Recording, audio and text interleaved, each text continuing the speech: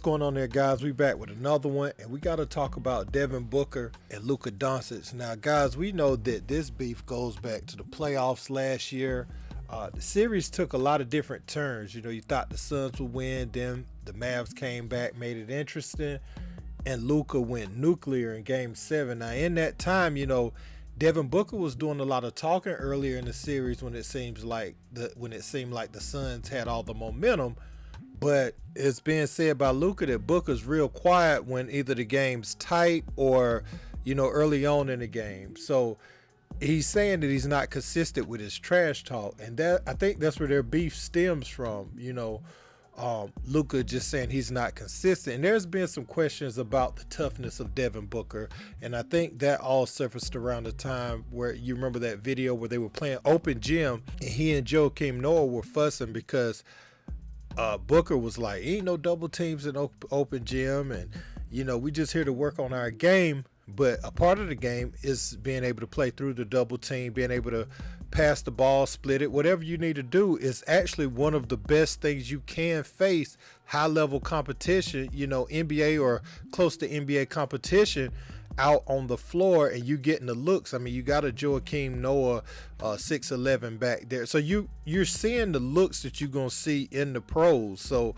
it would have been a great time for Booker to work on, like, he's a very good scorer, very finesse and all that, but whenever I notice when a hard double comes, if you go watch his film, that's when he turns the ball over a lot. Sometimes it's unforced because he gets anxious when it's coming towards him, and sometimes he just coughs the ball up by just not being strong enough with the ball.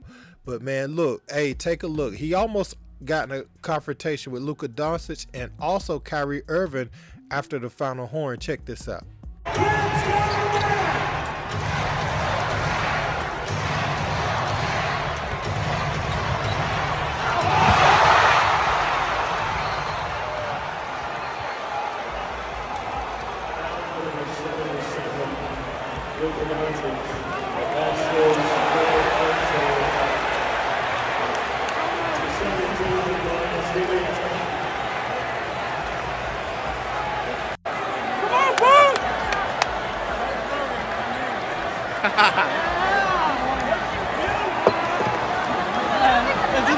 Let's go. I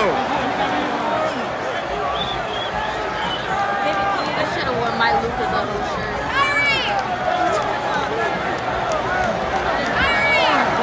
Hey!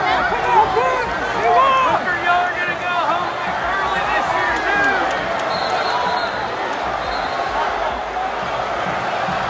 Good job, Booker! Yeah!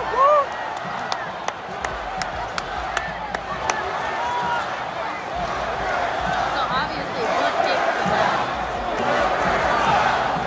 What Booker say to piss you off? I don't think you can say that in camera. I will get fined. The NBA would fine me.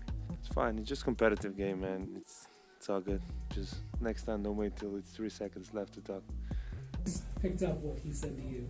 Yeah, I mean, I was talking to the ref. He said something to me first. I responded. You guys say you don't want everybody to be friendly. There you go. We got some smoke. Do you think that traces back to the playoffs last year? Yeah, I mean, it's just two competitors going at it. Like I just said, everybody speaks on how friendly the NBA is now, and don't like that. And I have no problem with Luka on or off the court, but when we're competing, we're competing. Because of that smoke, was it satisfying for you and maybe KD with Kyrie and other stuff? So you guys are just trying to stir the pot, man. That's correct. Yeah, I don't have problems with nobody. So you had D-Book, he's saying why there is no personal issues between he and Luka. The fact that they were in similar positions last season and they were going for the same thing, and they went 7 games, and look, the Mavs prevailed in a very physical series. There's some lingering smoke there. So when they step on the court, yeah, they're enemies. Obviously it's not personal. It can be with some of the things that could transpire on the court, but Booker's letting you know, yeah, Doncic is one of those guys, when we see each other, I don't know what it is, but it's just the competitive nature of us coming out, and it makes us not like each other. And you saw Doncic, he set another shot at Booker about waiting to talk, in the final 3 minutes of the game, or when he feels like they have a big lead. Now, one thing Doncic can't do is be mad. Maybe that's his style. Maybe he plays, and at the end of the game, he talks. Not personally something that I like. I like to talk all game, so whenever you win or lose, it makes it that much sweeter. If you win and you've been talking, it's like, oh, I talked it, but I backed it up. If I lose, I have to be a person that can take it. I can't get overly emotional and run up in someone's face. Now, Luka is one that he'll do gestures and different things too. So sometimes you have players that don't talk as much, but whenever you have certain antics on the floor, when they beat you, they may have something to say at the end, and it could be a little out of character. Now, from what I understand, Booker is a junk talker, so that may not apply to him, but someone like Luka, or someone who does like the rock the babies and the gritties like Ja, somebody like that, they could force a player that isn't normally talking to be very vocal whenever they prevail against their squad. So I like this. I mean, people are saying like Booker is doing this because he has that security blanket in KD now. But there's evidence that he did it a little bit last year with Luka. So I think this is just a clear case of them being enemies. Now, the reporters also asked about the issue with Kyrie and Booker, but I think those guys just had some words in the heat of the moment. I don't think that was too serious.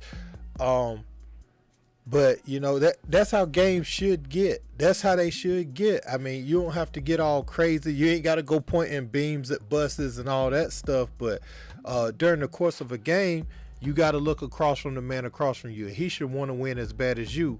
So both of y'all are going to be at each other because you're going for the same thing. It don't have to leave the floor, but it can be motivation for the next time you guys face. I will say that Luka and Kyrie Irving, as far as the basketball that's being played, they're a very great offensive team. Well, no, I ain't even going to say that. They're very good individual offensive players. It's a lot of what they do best is ISO basketball. So sometimes when they're scoring and when they're clicking, you're not really getting away from teams like you should, just due to the fact that the team it's not in the flow of team basketball. Yeah, you're in fuego, but the other team's coming back down scoring. So you can have a 25 point quarter and only be up 7.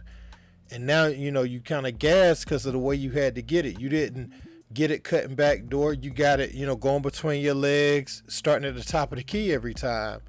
And the other team's moving the basketball and they're getting quality shots and the ball is touching different hands.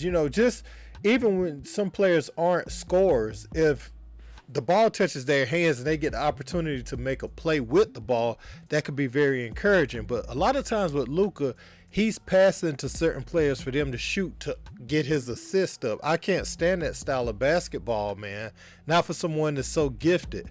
I feel like he's a stat patter, and he doesn't have to be. He's such a talented player that it's like, man, he's selling himself short on what he could be. But to play without the ball, it takes you to get in tip-top shape and to get open and to hold your post position and different things throughout the course of a game, and to play on the other end of the floor. See, that's what I was saying when the trade was made. When you got rid of Dorian Finney-Smith, he was so important. He was just, I ain't gonna say just as important as Luka, but for the opposite end of the floor, having someone to take on those defensive responsibilities was like paramount in their success. And people think sometimes you just got to have more offensive talent. That's how they judge all the stars now. But you also have to, when you play with someone like Luka, all you hear is get him some help. No. If Luka's going to have the ball all the time and he's going to facilitate, you take away the skill set sometimes of someone like Jalen Brunson. We seeing what Jalen Brunson could do last year now. He did it in the Utah series, but now he can do it every night because he is the point guard's natural position. He was forced to be a 6'1" wing at times last year, so that's why he wasn't able to do it all season long.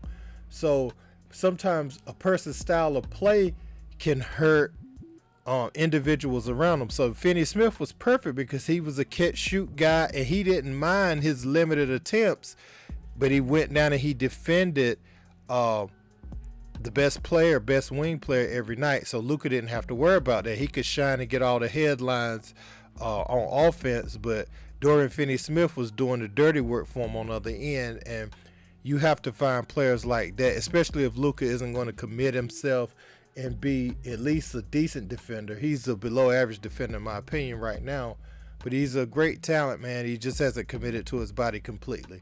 But look, man, what y'all think about this Devin Booker and Luka Doncic smoke? Let me know in the comments. Don't forget to like, share, and subscribe. Until next time, peace.